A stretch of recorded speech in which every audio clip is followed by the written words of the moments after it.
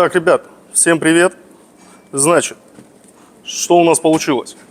Каминный наборчик, состоящий из 4 элементов. Ну, пятый это, само собой, стойка. Значит, кочерга.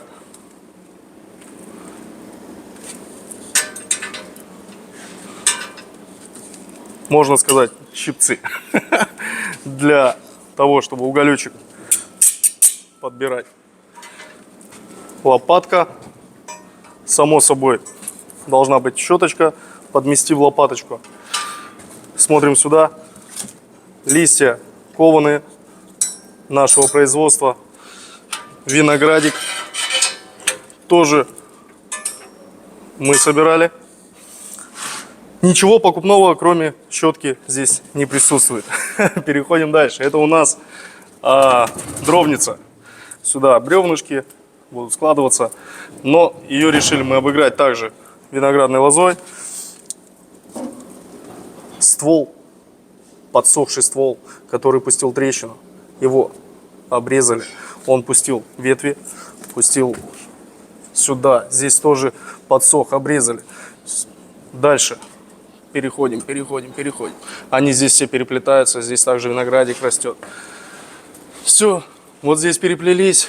Последняя веточка пришла сюда. Красиво? Красиво. Переходим дальше. Значит, это у нас обрамление камина. Сейчас я фотографию покажу. Смысл такой же. Ствол растет из земли.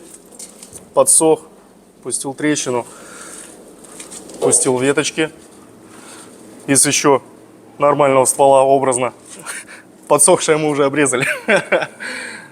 Также виноградик. Здесь переплелось. С этой стороны также растет из земли. В совокупности будет выглядеть у нас.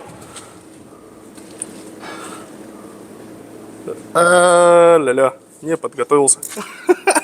2 секундочки. Так, камера, подрежем. Значит, а вот сюда оно должно встать. Вот эту вот щель мы закрываем